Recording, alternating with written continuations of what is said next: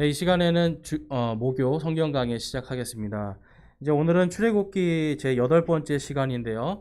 계속해서 모세를 부르신 하나님과 호렙산 언약이라는 이 제목 속에서 오늘은 특별히 이제 3번째 시간인데 이 임마누엘의 언약이라는 제목으로 출애굽기 3장 7절에서 15절을 함께 보도록 하겠습니다. 자, 여러분, 이 하나님의 말씀이 이제 오늘 모세에게 내가 너와 함께 하겠다라고 하시는 말씀이에요. 근데 여러분, 이게 이 하나님께서 이 모세에게 이 성경 전체에 있는 하나님의 뜻을 보여주세요. 성경 전체에 있는. 자, 그럼 여러분, 하나님이 모세에게 약속하시잖아요. 내가 너와 함께 하겠다. 근데 이 너와 함께 하겠다라는 약속이 변할까요? 변하지 않을까요? 이거는 변하지 않습니다. 하나님께서는 구원의 뜻을 돌이키지 않으세요. 내가 주님 하고 부르고 주님이 아들아 하고 부르는, 주님 하고 부를 때 주님이 나의 딸아라고 하고 받아들이는 그 순간부터는 결코 그 약속이 변하지가 않습니다. 그래서 오늘 이제 우리가 이 하나님께서 모세를 부르시고 바로 이 호렙산에서 임마누엘의 언약을 주심을 통해서 이제 앞으로 하나님이 이 이스라엘 백성들, 그리고 모세뿐만 아니라 그 하나님의 백성으로 부름받은 이 이스라엘 백성들을 어떻게 하나님께서 사랑하실지를 보여주시는 거예요. 자, 그래서 오늘 말씀 속에서 우리가 정말 이 임마누엘의 언약이 무엇인지, 그것을 또한 오늘 이 시간 우리 신약 시대를 사는 우리 성도들에게 이 임마누엘의 언약이 어떻게 임했는지를 우리 함께 살펴보고자 합니다. 우리 출애굽기 3장 오늘은 7절, 12절, 15절만 우리 함께 좀 읽어볼게요. 자, 우리 한 절씩 교독하겠습니다. 제가 먼저 7절 읽겠습니다. 주께서 이르시되 내가 이집트에 있는 내 백성의 고난을 분명히 보았고 또 그들이 그들의 작업 감독들로 인하여 부르짖는 것을 들었나니 내가 그들의 고통을 아노라. 그분께서 이르시되 내가 반드시 너와 함께하리라. 내가 백성을 이집트에서 데리고 나간 뒤에 너희가 이 산에서 하나님을 섬기리니 이것이 곧 내가 너를 보낸 증표가 되리라. 우리 함께 15절 읽겠습니다. 하나님께서 또 모세에게 이르시되 너는 이스라엘 자손에게 이같이 말하기를 너희 조상들의 주 하나님 곧 아브라함의 하나님, 이삭의 하나님, 야곱의 하나님이 나를 너희에게 보내셨느니라 하라. 이것은 영원토록 나의 이름이요 이것은 모든 세대에 이르는 나의 기념물이니라. 아멘.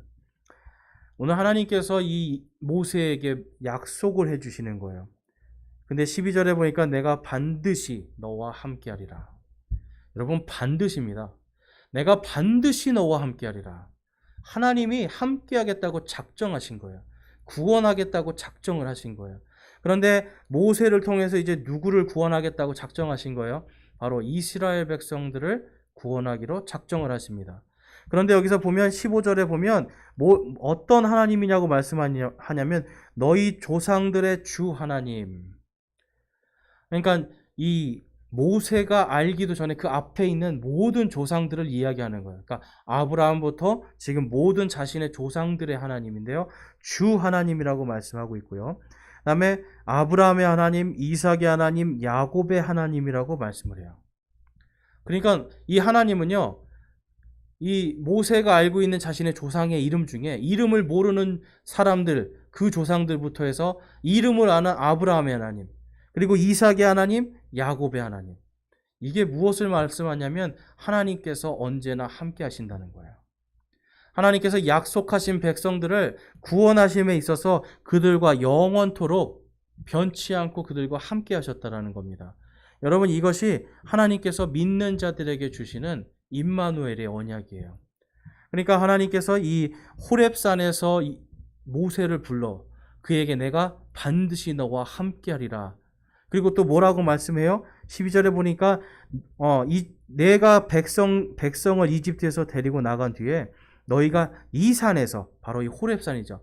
이 산에서 하나님을 섬기리니 이것이 곧 내가 너를 보낸 증표가 되리라 하면서 증표까지 주시는 거예요.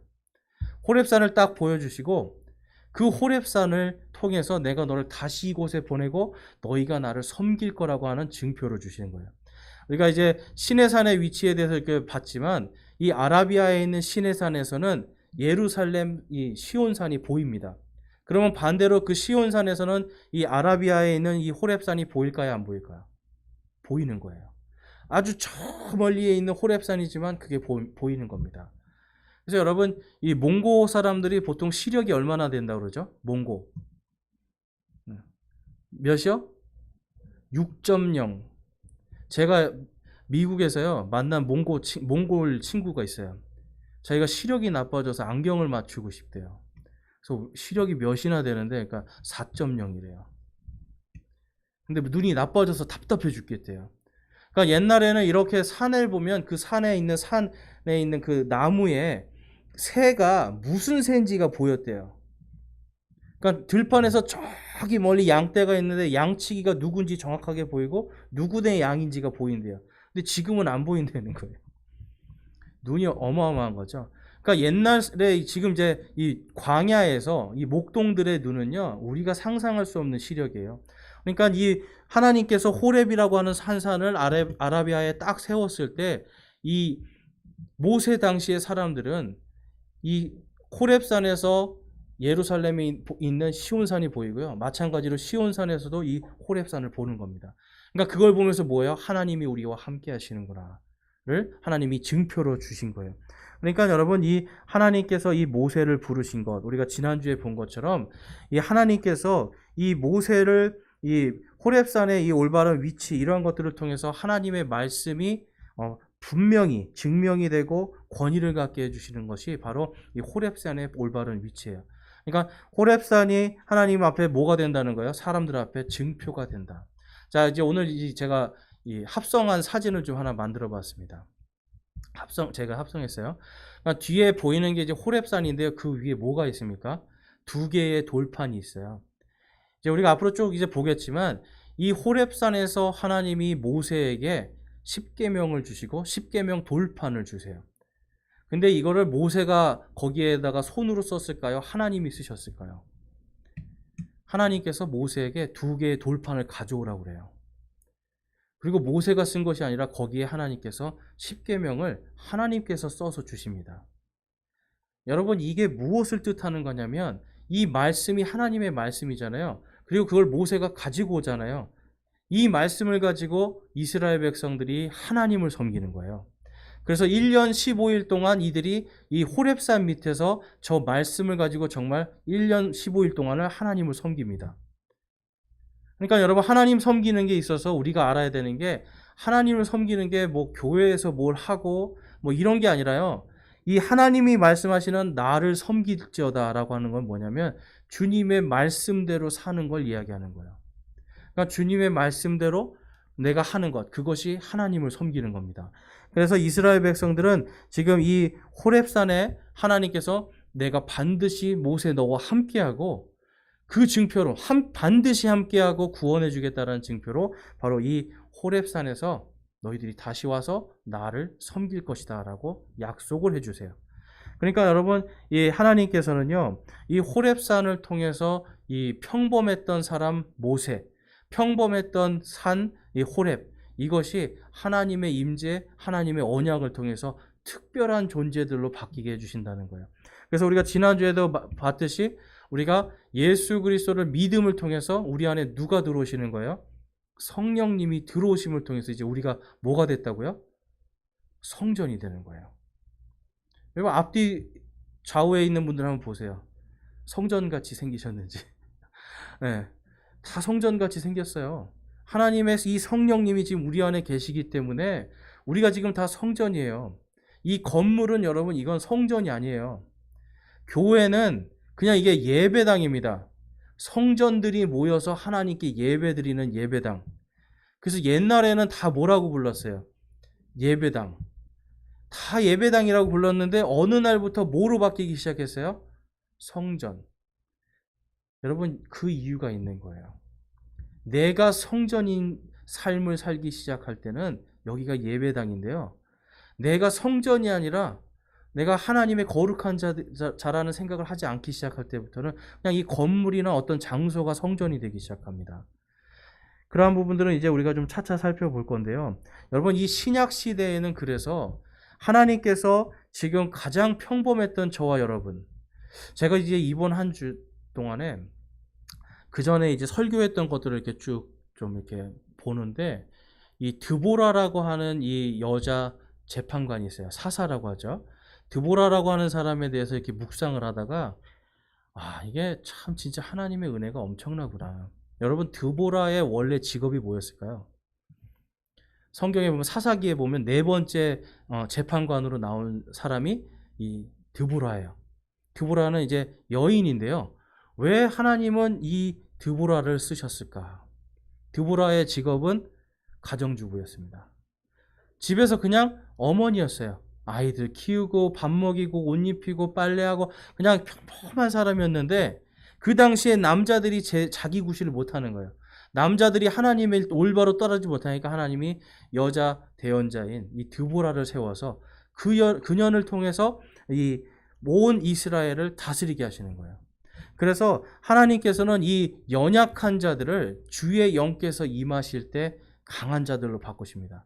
그러니까 주의 영께서 나에게 임하실 때 거룩하고 하나님의 능력 있는 자로 바뀌게 되는 거예요. 그래서 여러분, 우리가 살아갈 때 내 능력으로 살아가는 게 아니라 내가 하나님의 거룩한 자다라고 하는 이 믿음을 가지고 그 믿음 속에서 하나님의 능력과 힘으로 살아가는 겁니다. 하나님은 이 호렙에서 이 모세와, 그리고 이 평범했던 모세, 평범한 산 호렙, 이곳이 하나님의 임재 가운데 거룩하게 바뀌는 걸 보여주시고, 그것이 바로 오늘날 우리 성도들이 세상에서 볼 때는 그냥 보잘것없고 연약하지만 우리 안에 누가 계시는 거예요? 나를 강하게 하시는 그리스도께서 계시는 거예요. 바로 그 성령으로 우리가 거룩해지고 특별한 하나님의 백성들로 살 수 있다라는 걸 보여주십니다. 자, 그래서 이제 오늘은 이제 그 다음에 볼 것이 바로 이러한 특별한 부르심, 바로 그 특별한 부르심 속에 우리를 불러주신 그 하나님이 어떤 분이신가를 하나님이 보여주시는데요.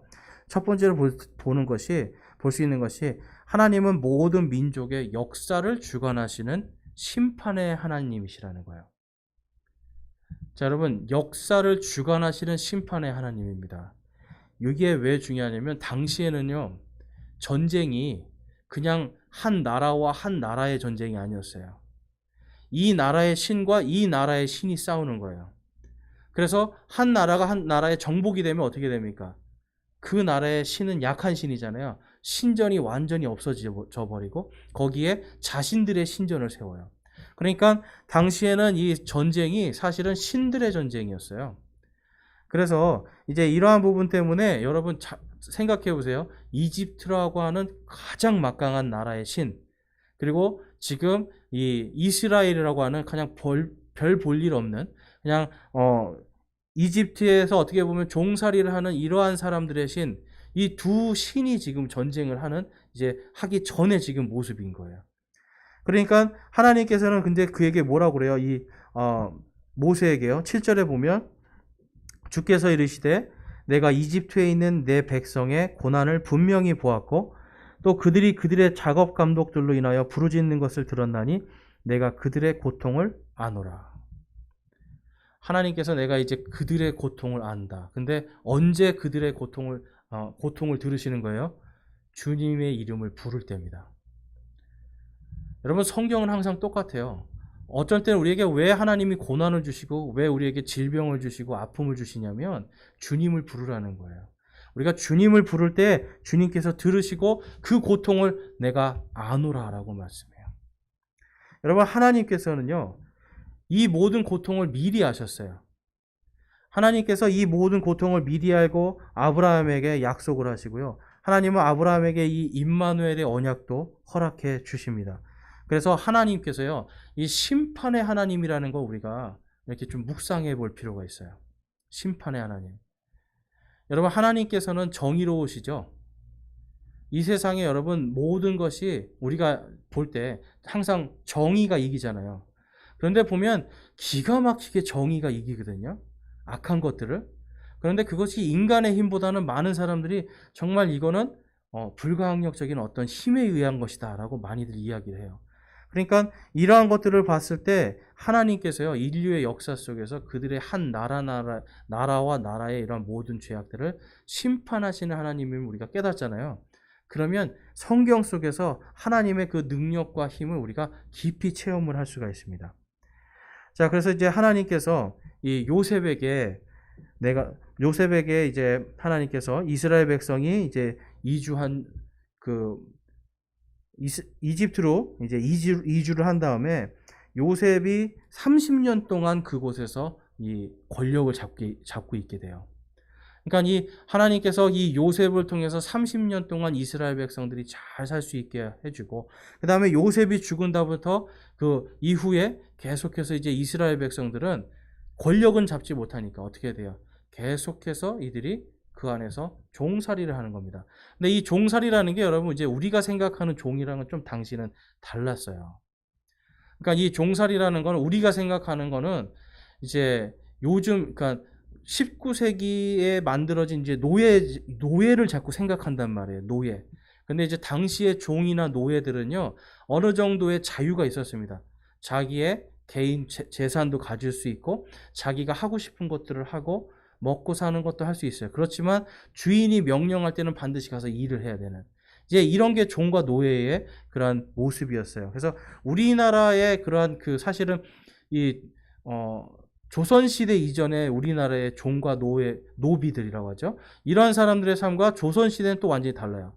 그러니까 조금 더 이제 나중에 후대에 와서 더 이제 이 종과 노예라는 것이 이제 좀 개념이 바뀌어서 우리 머릿속에는 이제 자꾸 그 후대에 생긴 걸 생각하는데, 어쨌든 하나님께서는 뭔가 좀 자유도 있고 개인 재산도 좀 가질 수 있고 하는 이러한 가운데서 400년 동안 종살이를 시킵니다. 그래서 이제 성경에 보니까 뭐라고 그래요? 그들이 400년 동안 어떻게 됐다고요? 강성해졌다고 하잖아요. 종살이를 하는데도 불구하고 강성해질 수 있는 그러한 것들은 이제 그 당시의 시대적인 배경입니다. 자, 이제 그거에 대해서 하나님이 미리 하심에 대해서 우리가 좀 살펴보면, 창세기 15장에 가보시면, 창세기 15장 13절에서 21절까지 이제 보면, 13절에서 14절 먼저 볼게요. 그분께서 아브라함에게 이르시되 너는 확실히 알라. 내 씨가 자기들의 소유가 아닌 땅에서 나그네가 되어 그들을 섬기겠고 그들이 400년 동안 내 씨를 괴롭히리라. 또한 그들이 섬길 그 민족을 내가 심판하리니 그 뒤에 그들이 큰 재물을 가지고 나오리라. 여러분, 하나님께서 400년 동안 이들이 고통받을 거 미리 아셨죠? 미리 아시는 거예요. 그렇지만 하나님이 미리 아셨지만 그 안에서 그들을 강성하게 할 준비까지 다 하시는 거예요. 그리고 그들이 어떻게 된다고요? 그들이 섬길 그 민족을 내가 심판하리니. 바로 이집트를 누가 심판하세요? 하나님께서 심판합니다. 근데 어떤 사람들이 그래요. 왜 애꿎은 에집트로 보내서 잘 살게 하고 또 왜 심판해요? 그런단 말이에요. 그런데 성경 말씀 속에 하나님께서 왜 이집트를 심판하는지, 왜 하나님께서 가나안에 있는 민족들을 심판하는지 하나님께서 미리 하시고 다 계획해 놓으신 게 있어요. 자, 그 다음에 16절 말씀 한번 가볼게요. 16절에서 17절까지 이렇게 보면, 그들은 네 세대 만에 여기로 다시 오리니 이는 아모리 족속의 불법이 아직 충만하지 아니하기 때문이라 하시니라. 해가 져서 어두울 때에, 우리 함께 이 17절 말씀 읽어보겠습니다. 해가 져서 어두울 때에 연기 나는 화로가 보이며 타오르는 등불이 그 조각들 사이로 지나가니라. 아멘. 하나님께서요, 지금 이 아브라함에게 약속을 하시는데요. 그들이 나그네가 되고 그들이 그 땅에서 괴롭힘 당하는데 400년 동안 괴롭힘 당할 건데, 그렇지만 걱정하지 말라는 거예요. 내가 다 한다. 근데 그들이 나올 때 어떻게 된다고요? 내가 그들을 심판하고 그 나라를 심판하고 그들이 큰 재물을 갖고 나오는데, 그 이유가 뭐냐면 그들이 그때의 아모리 족속의 불법이 충만할 거다라는 걸 말씀하는 거예요. 그러니까 400년이 차기 전까지는 아직 죄가 충만하지 않은데 400년 이후에는 어떻게 된다는 거예요? 그들의 죄가 충만해서 하나님께서 이스라엘 백성을 통해서 아모리 족속을 치겠다라는 겁니다. 그리고 동시에 하나님께서 이스라엘 백성을 통해서 그들을 다스리던 이집트를 치겠다고 약속을 하시는 거예요. 그러니까 여러분, 하나님께서는요, 지금 구원과 심판을 동시에 말씀하시죠. 구원과 심판을 지금 동시에 말씀하시면서 그러면서 계속 뭐냐면 내가 너와 함께 하겠다라고 말씀해요. 그것이 17절에 나오는 약속입니다. 거기서 뭐라고 그래요? 해가 져서 어두울 때 연기 나는 화로가 보이며 타오르는 등불이 그 조각들 사이로 지나가니라. 지금 어떤 상태냐면 하나님께서 아브라함에게 이 재물을 하나님께 드릴 재물을 반으로 갈라서 딱 제단 위에 놓으라고 한 거예요. 근데 당시에는 어때요? 여러분 이 재물을 하나님께 태워서 올리는데 태워서 올리기 전에 뭘 하냐면 지금 약속을 맺는 두 사람이 사실은 이건 지금 어떻게 보면 동맹 약속인 거예요. 이 반으로 가른 짐승들 사이로 두 사람이 걸어갑니다. 걸어가면서 약속을 하는 거예요. 그 다음에 이걸 불살라 버립니다. 자, 이게 뭘 의미하는 거냐면 두 사람 중에 한 사람이 약속을 어기면 어떻게 된다는 거예요? 반으로 쪼개지고 불타서 죽으리라는 거예요. 그러니까 이게 엄청나게 무서운 거죠. 반으로 쪼개고 불태워 버리겠다. 그러니까 이 약속을 어긴 자는 반드시 이렇게 되리라는 맹세란 말이에요. 근데 지금 하나님께서 지금 그 갈라놓은 이 반으로 갈라놓은 이 재물들, 짐승들 사이에 아브라함을 걷게 하셨어요? 아브라함은 그냥 보고 있어요. 하나님의 등불이 그 가운데로 지나가면서 다 살라버립니다. 누구에게, 아브라함에게는 책임을 묻지 않고 내가 하겠다라는 거예요. 만약에 내가 이 말씀을 너에게 한 지금 이 약속을 지키지 않으면 내가 이렇게 될 거다라고 하나님이 약속하시는 거예요. 그러니까 여러분 이 17절 말씀이요. 하나님께서 완전히 아브라함에게 내가 너와 너의 자손들을 내가 반드시 구원할 것이고 내가 반드시 아모리 족속과 이집트 족속을 내가 심판하리라 약속하시는 거예요. 여러분 만약에 하나님이 이렇게까지 하셨는데 안 하시면 어떻게 됩니까? 하나님이 아니에요. 이거를 안 하면 하나님이 아닌 거예요. 그러니까 하나님께서는 반드시 약속하시고 작정하신 것을 지키시는 분이다. 그게 지금 오늘 이 창세기에서 말씀하고 있는 겁니다. 그래서 18절에 보면은 바로 그날에 주께서 아브라함과 언약을 맺으며 이르시되 내가 이 땅을 이집트의 강에서부터 저 큰 강 곧 유프라테스 강까지 내 씨에게 주노니 라고 말씀을 해요. 지금 이 부분이 아직까지는 다 성취가 안 됐습니다. 사실.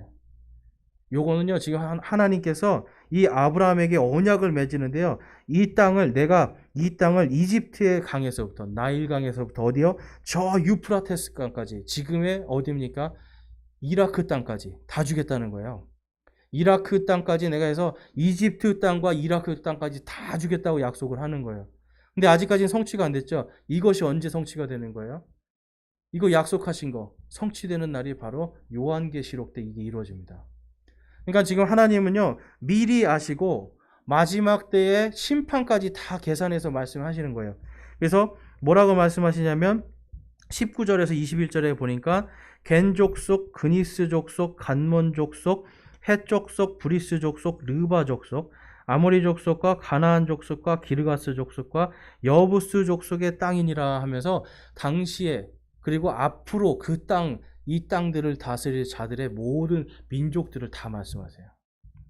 근데 특별히 이 아모리 족속이 가장 대표적이고 가장 강한 족속이기 때문에 하나님께서 아모리 족속의 죄가 충만해질 때, 불법이 충만해질 때 내가 그들을 다 치겠다 약속하시는 거예요.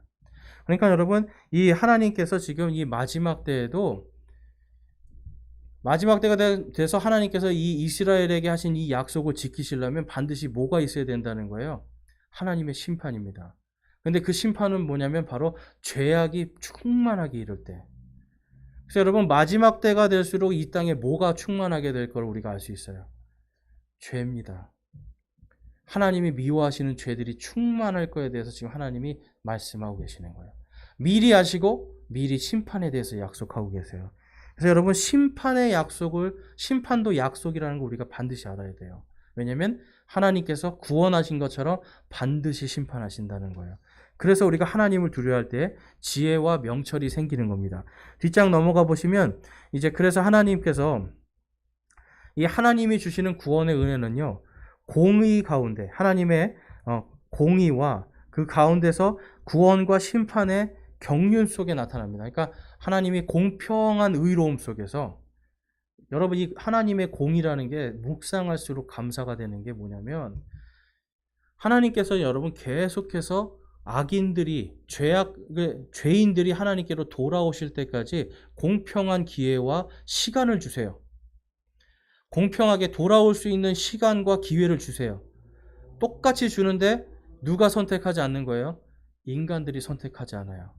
그래서 하나님은요, 계속해서 사악한 자라도, 악한 자라도 공평하게 그들에게 의의 길들을 제시해 주시는 가운데 오늘날도 지금 인내하고 기다리시거든요. 그러니까 우리가 빨리 회개하고 돌이켜서 주님 앞에 온 것, 이게 복된 겁니다. 그리고 세상 사람들이 그 세상 사람들에게도 이 하나님의 은혜를 알 수 있는 기회를 주는 것, 이게 바로 전도예요. 이게 바로 전도라고요. 하나님께서 심판하시기 전에 돌이킬 수 있는 기회를 주는 것. 이게 전도입니다. 자, 그래서 지금 이제 그거에 대해서 하나님의 경륜에 대해서 오늘 이제 본문 말씀에 보면 출애굽기 3장 9절과 10절에 다음과 같이 말씀합니다. 그러므로 이제 보라, 이스라엘 자손의 부르짖음이 내게 이르렀고 이집트 사람들이 그들을 학대하며 학대하는 것도 내가 보았나니 그런즉 이제 오라, 내가 너를 파라오에게 보내리니 이로써 내가 내 백성 곧 이스라엘 자손을 이집트에서 데리고 나가리라 라고 이제 하나님께서 창세기의 15장 16절에 있는 말씀을 이제 이룰 충만한 때가 이르렀다라는 걸 지금 말씀하고 있어요. 자, 그래서 여러분 이제 하나님께서 이제 왜 그러면 이 아모리 족속들의 죄에 대해서 하나님이 어떤 죄가 충만했길래 과연 이들을 심판하실까? 그게 레위기 18장에 가면 나와 있습니다. 자, 레위기 18장을 다 읽지는 않겠는데요.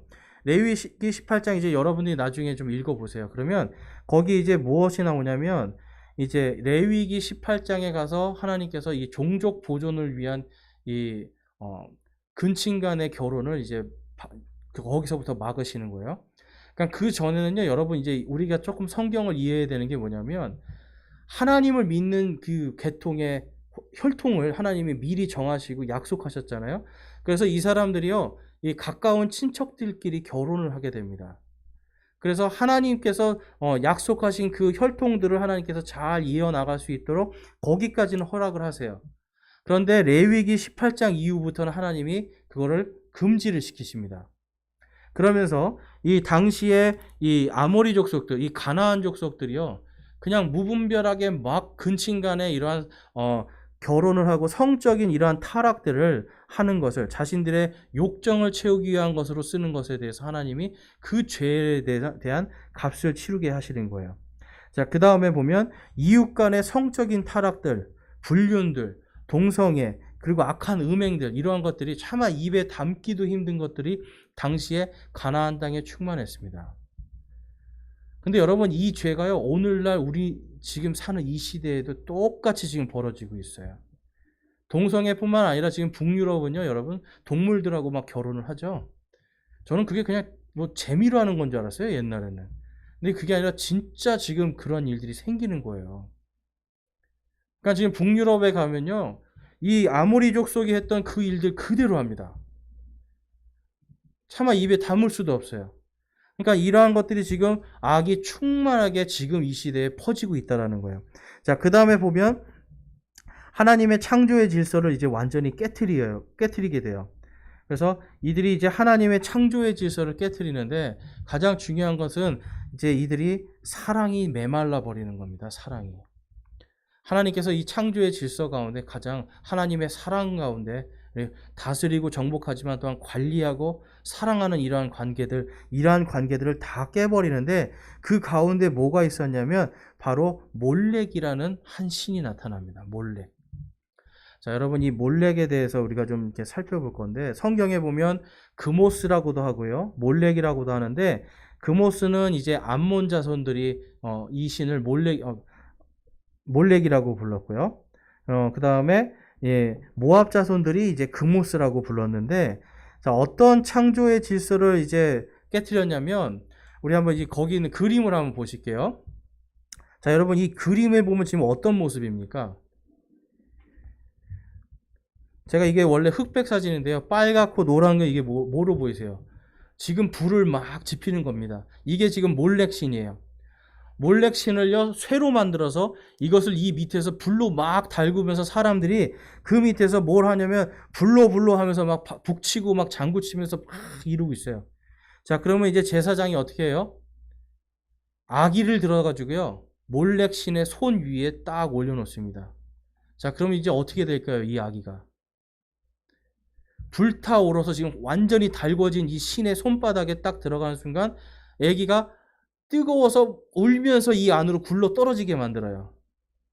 그러면서 뭘 하냐면 우리에게 이제 이 신이 풍요와 다산을 줄 것이다. 그래서 아기를 많이 바치면 어떻게 되냐면 더 많은 풍요와 다산함을 주실 것이다 라고 하면서 이 몰렉에게 아기를 바치는 이 인신공양을 합니다. 그러니까 여러분 지금 이게 하나님께서 원래는 부모 자식 간에 어떤 일이 있어야 돼요? 부모는 자식을 위해서 모든 걸 헌신하고 희생할 수 있어야 되는데 지금 이거는 다 깨져버리는 거예요. 부모들이요, 내가 잘 살기 위해서 내 자식을, 내 아들을 신에게 그냥 산채로 그냥 태워버리는 일을 한 거예요. 이게 여러분 지금 하나님께서 그래서 이 가나안 땅에 있는 이 족속들의 지금 이러한 악을 다 진멸해버리라고 하셨는데 결국은 이들이 다 진멸 못해서 나중에 여호수아 때 다 진멸 못해서 어떻게 돼요? 이 신이 다시금 또 나타나고 또 나타나고 하면서 이스라엘 백성들이 계속 우상 숭배로 빠져버립니다. 그래서 결국은 이 예레미야 시대, 에스겔서 이런 데 가보면 전부 다 남유다든 북이스라엘 왕국이든 바로 이 몰렉에게 아기들을 바치는 이러한 일들을 했던 거예요. 그러니까 하나님을 믿는다면서 뭘 하는 거예요? 풍요와 다산을 위해서 내가 잘 먹고 잘 살기 위해서 자기의 자식까지 죽이는 일들을 서슴없이 하는 이러한 엄청난 악이 당시에 그곳에 충만했다라는 겁니다. 그러니까 여러분 하나님께서 이스라엘 백성을 들어서 이 이집트와 이 가나안 땅에 있는 모든 민족들을 치시는 거예요. 그런데 이 레위기 18장에 가보면 뭐라 하냐면 바로 이 죄악이 이집트 땅에도 있었다라고 기록이 돼 있어요. 그러니까 지금 이 엄청난 이 죄악이 이집트 땅에도 있었으니까 하나님께서 반드시 이집트도 같이 치시는 겁니다. 그냥 하나님께서 여러분 우리가 생각할 때는 이스라엘을 구원하기 위해서 이집트를 친 게 아니에요. 이집트가 이 악이 충만하게 찼기 때문에 하나님이 이스라엘 백성을 들어서 10개의 재앙으로 그들을 쳐버리시는 거예요. 그러면서 하나님을 믿고 돌이키라고 기회를 주세요. 그래서 이제 성경에는 잘 나와 있지 않지만 대표적인 사람이 바로 갈렙이라는 사람이 나옵니다. 여러분 여호수아와 갈렙 들어보셨어요? 성경에 보면 여호수아와 갈렙이라는 사람이 나오는데 이 갈렙이라는 사람이 유대 민족에 있는데 보면 그가 이방인이라는 게 나와요. 근데 많은 학자들이 그 이방인이 누구냐? 바로 하나님께서 10번째 재앙을 이집트에 칠 때 문설자, 문의 기둥과 인방에 어린 양의 피를 바른 집은 죽음의 천사가 그냥 지나가게 하셨잖아요. 그때 이집트 가운데 있는 자들이 그 일을 해서 살아남은 자들이 있고 그 백성 중에 한 명이 갈렙이다라고 하는 그러한 연구 결과들이 있어요. 근데 이거는 이제 성경이 말씀하지 않으니까 우리가 참고만 하지만 어쨌든 갈렙은 이방인인데요. 그 이방인이 하나님의 은혜로 바로 유대 지파 속에서 그가 거기서 또한 권세도 누리는 그런 걸 우리가 볼 수가 있는데 하나님께서 바로 이 죄인들을, 이 죄악된 민족들을 치시기 위해서 이스라엘을 사용하시는 모습을 봅니다. 반대로 여러분, 반대의 경우도 있어요. 우리 시편 89편 한번 볼게요. 89편 30에서 32절을 보면 우리 함께 읽어보겠습니다. 시편 89편 30에서 32절. 만일 그의 자손들이 내 법을 버리고 내 법도 안에서 지키지 아니하며 내 법규들을 깨뜨리고 내 명령들을 지키지 아니하면 그때 내가 막대기로 그들의 죄 지은 것을 벌하며 채찍으로 그들의 불법을 벌하리라. 아멘. 하나님께서 나의 법들, 하나님의 이 말씀을 지키지 않고 말씀에서 떠나가면 내가 막대기를 들어서 너희를 치겠다 약속하시는 거예요. 그런데 시편에 이제 이사야서 10장 5절에 가니까 뭐라고 써 있습니까? 오 분노의 막대기 아시리아 사람이여 라고 말씀을 해요. 그들의 손에 있는 지팡이는 내 무엇이라고요? 경론이라. 이스라엘 백성들이 바로 아까 이 몰렉에게 자신들의 자녀들을 바치면서 우상 숭배하니까 하나님께서 어떤 일을 하세요?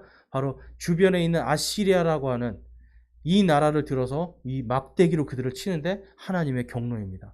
또한 나중에 보면 바빌론이라는 나라를 또 막대기로 들어서 그들을 치셔서 완전히 멸망하게 만들어 버리시죠. 그 다음에 또 어때요? 로마라는 나라를 또 들어서 그들을 치시게 하잖아요. 그러니까 하나님께서는요, 하나님의 말씀에서 벗어나면 계속해서 벌하고 막대기로 치시는 걸 볼 수 있는데, 특별히 민족적인 어떤 한 민족을 들어서 유대인들을 치실 때는 반드시 하나님이 그들에게 회개하고 돌아오라는 그게 사인입니다. 그런데 이들이 돌아오지를 않는 거죠. 자, 그래서 이 하나님께서는요, 이 모든 것들을, 이 전 세계가, 모든 민족들이 어떻게 죄를 짓고 또한 어떻게 그들이 구원받을지에 대한 모든 걸 다 알고 계시는 거예요. 그러니까 하나님은 우리 개인의 모든 필요와 모든 걸 미리 아시는 것처럼 온 땅의 모든 민족들, 모든 국가들, 왕국들의 그러한 역사까지도 다 아시고 미리 내가 그들을 들어서 치리라 약속하세요. 이사야서가 쓰여질 때요, 아시리아라는 나라가 강대국이었어요. 근데 아직 치고 있지는 않았단 말이에요. 그런데 하나님께서 아시리아를 들어서 너희를 치겠다. 그 말씀 그대로 이 북이스라엘 왕국은 완전히 멸망하고 유대 남유다 왕국도 이들에게 엄청난 고난을 당합니다. 자, 그런 가운데서 이제 하나님이 약속하시는 게 있어요. 그 약속이 뭐냐면 불가항력적인 사랑과 은혜입니다. 그러니까 우리가 뭘 해서가 아니라 그냥 하나님의 일방적인 사랑이에요. 자, 그거에 대해서 8절 말씀에 내가 그들을, 오늘 본문 말씀입니다. 내가 그들을 이집트 사람들의 손에서 건져내고 그들을 그 땅에서 데리고 올라와 아름답고 광대한 땅, 젖과 꿀이 흐르는 땅, 곧 가나안 족속과 헷 족속과 아모리 족속과 브리스 족속과 히위 족속과 여부스 족속의 처소로 이끌려고 내려왔노라. 아멘. 하나님께서 이스라엘 백성들을 써서 이제 그 모든 가나안 족속들, 자기의 자녀들을 인신 제사를 지내고 온갖 성적인 타락이 있고 온갖 불법들이 있는 그 땅을 치겠다. 그래서 그 땅을 다 너희에게 주겠다고 약속을 하는 겁니다. 그러니까 하나님께서는요, 사랑과 공의, 이것이 항상 같이 하나님이 공존해요. 사랑만 너무 강조해도 우리가 하나님을 제대로 알 수가 없고요. 그렇다고 심판의 하나님만 계속 강조해도 우리가 하나님을 온전히 알 수 없어요. 그래서 사랑과 공의를 우리가 항상 같이 묵상해야 되는데요. 자, 그래서 말씀을 좀 많이 준비했는데, 자, 이사야서 10장 23절에 가보니까 이는 주 만군의 하나님이 이미 작정한 멸망을 온 땅의 한가운데서 이룰 것이기 때문이라 하면서 하나님의 작정에 대해서 말씀을 하는데요. 자, 구원의 작정에서 한번 볼게요. 에베소서 1장 7절에서 10절을 보면 그 사랑하시는 자 안에서, 이분은 이제 예수님입니다. 그 사랑하시는 자 안에서 우리가 그분의 풍성한 은혜를 따라 그분의 피를 통해 구속 곧 죄들의 용서를 받았도다. 그 은혜 안에서 그분께서 우리에게 모든 지혜와 분별을 넘치게 하사 친히 자신 속에서 작정하신 자신의 크신 기쁨을 따라 자신의 뜻의 신비를 우리에게 알려주셨으니 10절 말씀 함께 읽어볼게요. 이것은 충만한 때의 경륜 안에서 친히 모든 것, 즉 하늘에 있는 것들과 땅에 있는 것들을 그리스도 안에서 곧 그분 안에서 다 함께 하나로 모으려 하심이라. 아멘. 바로 부활을 약속을 하는 겁니다. 우리의 몸이 죽어가지고요, 완전히 썩어서 우리가 다 흙이 되고, 그래서 온 땅으로 다 흩어져도, 여러분, 몸이 흙이 되는데 비가 오면 어떻게 되겠어요? 빗물에 흩어져서 온 땅으로 다 흩어지잖아요. 그래도 하나님께서 뭐라고 말씀하시는 거예요? 바로 그리스도 안에서 다 모아서 부활시키겠다. 그 약속을 해주시는 거예요. 그래서 로마서에 보면 바로 우리가 아직 힘이 없고 우리가 아직 죄인이고 우리가 아직 하나님의 원수일 때, 그럼에도 불구하고 바로 예수님께서 우리를 구원하시기 위해서 십자가에 달려 죽으셨다라고 말씀을 해요. 그리고 로마서 8장에 가보니까 내가 확신하노니 사망이나 생명이나 천사들이나 정사들이나 권능들이나 현재 있는 것들이나 장래 있을 것들이나 높음이나 기쁨이나 다른 어떤 창조물이라도 능히 우리를 그리스도 예수 우리 주 안에 있는 하나님의 사랑에서 떼어놓지 못하리라 라고 말씀을 합니다. 여러분, 이게 무슨 말씀인지 아세요? 예수님께서 저와 여러분의 과거와 현재와 미래에 있는 모든 죄를 다 짊어지고 십자가에서 돌아가셨다는 거예요. 지난주에 잠깐 얘기한 분도 있지만, 여러분, 여러분이 예수님 믿기 전까지의 죄를 지고 십자가에서 돌아가셨을까요? 아니면 믿기 전과 믿은 다음에 그 후까지, 내가 죽는 그날까지에 있는 모든 죄를 다 짊어지고 십자가에 올라가셨을까요? 아멘입니다. 둘 다예요. 내가 예수님을 믿기 전이나 믿은 이후에나 예수님은 다 알고 계세요. 내가 죄 지을 거 다 알고 계시고 또 내가 어떻게 하나님께 순종할 것도 아시지만 또 어떻게 불순종할 것까지 다 알고 계시는 거예요. 근데 그 모든 죄악들을 다 예수님께서 십자가에 지고 십자가에서 우리의 죄를 대신해서 자신의 피로 죄값을 치르시는 겁니다. 여러분, 이게 은혜예요. 하나님이 미리 다 아시고 그걸 위해서 하나님이 직접 이 땅에 오셔서 피 흘려 죽기까지 사랑하시는 것. 이게 은혜입니다. 그런데 죽은 다음에 어떻게 된다는 거예요? 다시 땅의 티끌에 모든 걸 다 모아서 부활을 통해서 영원한 생명을 주겠다고 약속을 하는 겁니다. 여러분, 이게 하나님의 은혜인 겁니다. 그래서 오늘 말씀에서도 보면 이 하나님께서 이제 임마누엘의 약속을 하시는데 12절에서 내가 반드시 너와 함께 하리라 라고 말씀을 하시잖아요. 반드시 내가 너와 함께 하리라.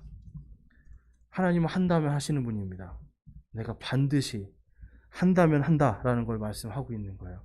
그래서 하나님께서 그 증표로 뭘 주신다는 거예요? 바로 이 호렙산을 주는데, 모세, 너가 이 백성들을 이집트에서 데리고 나오면 그들이 여기서 나를 섬길 것이다 라고 약속을 해주시는 거예요.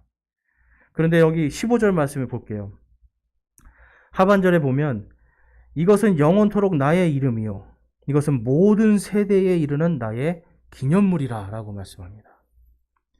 여러분, 하나님의 이름에 이제 다음 주에 제가 하나님의 이름에 대해서 좀 깊게 살펴볼 건데, 여러분, 우리가 하나님의 이름 그러면 먼저 떠오르는 이름이 뭡니까? 성경을 이제 좀 우리가 읽다 보면 하나님 그러면 하나님의 이름이 뭐예요? 그러면 대부분 뭐 먼저 얘기를 해요? 여호와라는 이름을 먼저 말씀합니다. 그런데 성경에 보면 이 여호와라는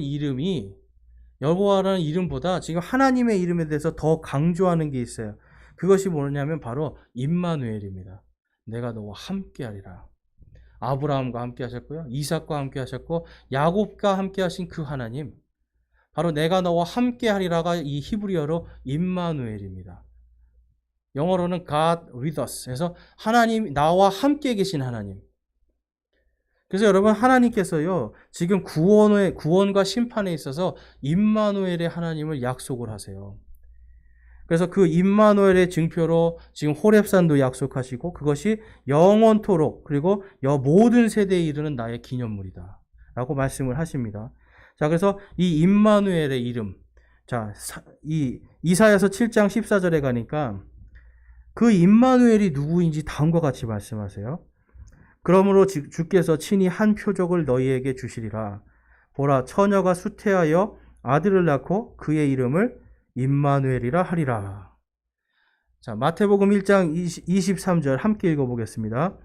보라, 처녀가 아이를 베어 아들을 낳을 것이요 그들이 그의 이름을 임마누엘이라 하리라 하셨으니 이것을 번역하면 우리와 함께 계시는 하나님이라는 뜻이라.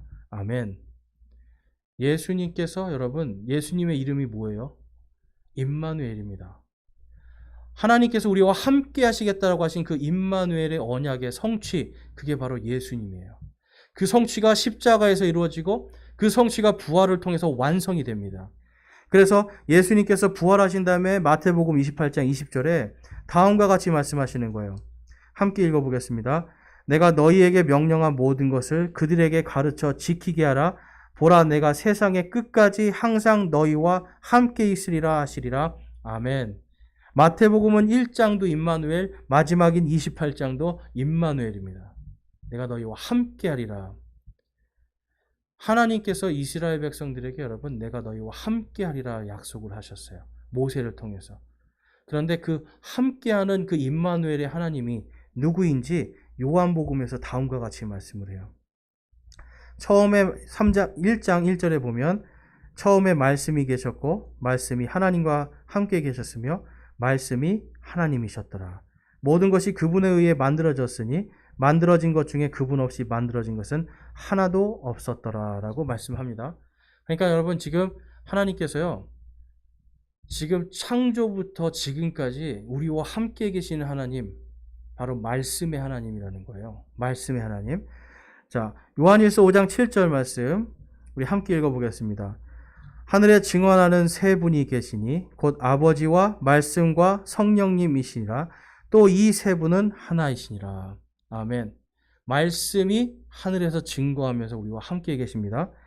자, 사도행전 4장 12절 말씀. 바로 그 이름에 대해서 말씀하죠. 우리 같이 읽어보겠습니다. 다른 사람 안에는 구원이 없나니 하늘 아래에서 우리를 구원할 다른 이름을 사람들 가운데 주지 아니하셨느니라 하였더라. 아멘. 바로 예수 그리스도 임마누엘이라고 하는 그 이름을 주시는 거예요. 예수님은 하나님의 말씀으로 상징이 됩니다. 그래서 여러분 이제 우리가 아까 그림에서도 본 것처럼 호렙산에서 모세가 하나님께 말씀을 받잖아요. 말씀을 받는 게 뭐예요? 말씀을 받은 날이 오순절이고요. 말씀이 받는 그 말씀이 바로 예수 그리스도고요. 그 예수 그리스도의 성령께서 이 성도들의 마음속에 들어와서 우리가 하나님의 성전이 되고 성전들이 모임을 통해서 교회가 이루어지는 이야기. 이게 바로 사도행전의 이야기예요. 그래서 예수님께서 너희와 영원토록 내가 항상 함께하겠다. 세상 끝까지 함께하겠다라고 하는 그 약속은 바로 이 모세에게 하나님께서 주신 약속처럼 임마누엘 바로 말씀으로 세상 끝까지 함께하겠다고 하는 바로 하나님의 언약인 겁니다. 그래서 여러분 이게 우리가 태초부터 창조 때부터 지금까지 하나님은 말씀으로 우리와 함께 계세요. 그래서 하나님께서 이 말씀으로 심판하시고 말씀으로 구원하는 겁니다. 말씀에서 구원해 주겠다 약속하면 반드시 구원해 주고요. 내가 심판하겠다 그러면 반드시 심판하는 겁니다. 그래서 우리가 하나님의 이 불가항력적인 사랑과 은혜 바로 이걸 통해서 구원의 언약이 완전해지는 거예요. 그리고 이 호렙산 언약은요. 이 임마누엘의 하나님이 영원토록 자신을 찾고 그 이름을 부르는 자들에게 구원을 주시는 은혜와 구원의 증표와 또한 기념물이다라고 성경이 말씀해요. 그러니까 여러분 이 출애굽기를 우리가 잘 공부해야 영원토록 구원을 약속하시는 하나님의 증표도 알 수 있고 하나님의 기념물도 알 수 있는 겁니다.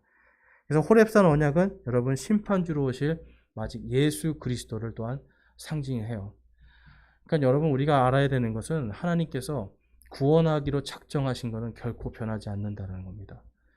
그래서 오늘날 우리가 자꾸 구원을 잃어버리거나 구원이 취소된다라고 하는 이러한 이 교리들이 이 땅에 이렇게 퍼지면서 자꾸만 우리가 뭐가 되는 거냐면 구원이 딱 약속되어 있고 에베소서에서는 우리가 성령님이 우리를 봉인하고 계시다고 그래요. 끝까지 세상 끝까지 예수님이 오시는 그날까지 부활의 그날까지 구원을 딱 보증해 주시고 봉인해 놓는다고 하셨는데 자꾸만 우리 이 땅에서 이러한 교리들이 깨지고 뭘 잘못하면 지옥 가고 구원 받았지만 뭘 잘못하면 지옥 가고 이러한 교리들이 이제 생기면서 뭐가 되냐면 우리가 성전이 못 되는 거예요. 여러분 우리가 잘나서 성전인 게 아니라 성령께서 우리를 봉인해주고 계시기 때문에 우리가 성전인 거예요. 성령님께서 우리와 함께 계시기 때문에 우리가 성전인 건데 바로 그 성령님이 지금 이 시대에는 들어왔다 나갔다가 아니라 우리를 딱 봉인하고 계시는 거예요. 그런데 이 봉인을 자꾸 사람들이 깨트리는 것.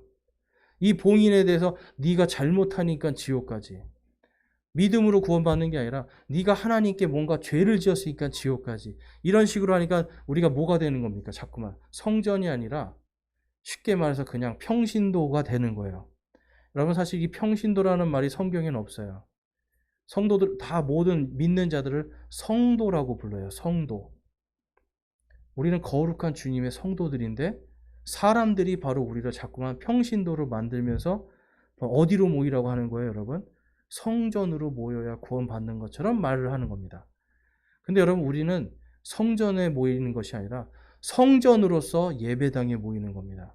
그래서 오늘 이제 이 말씀을 통해서 저와 여러분이 내가 이제는 하나님의 성전인 것을 우리가 분명하게 하고 나를 구원하시기 위해서 작정하시고 계획하시고 태초부터 지금까지 모든 것을 아시고 나를 구원해 주신 그 하나님, 그 하나님의 은혜와 심판 우리 묵상하면서 우리 주님께 더욱더 감사하는 저와 여러분이 되시기를 주님의 이름으로 축원합니다. 자, 이 시간 우리 기도하고 마치겠습니다.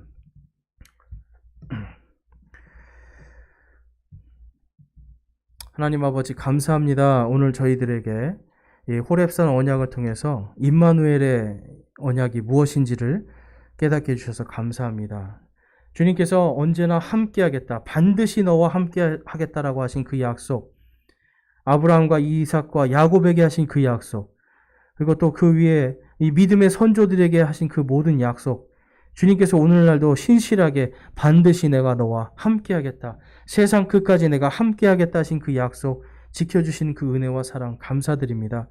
하나님, 저희들이 그 약속을 믿고 이 땅에서 살아갈 때에 다른 어떤 것이 아니라 오직 주님 한 분만으로 만족하는, 믿음으로 기뻐할 수 있는 저와 우리 모든 성도들 되게 하여 주시옵소서. 주님 안에서 불러주신 은혜, 구원해 주신 모든 은혜에 감사드립니다. 우리 주 예수 그리스도의 이름으로 기도드렸사옵나이다. 아멘.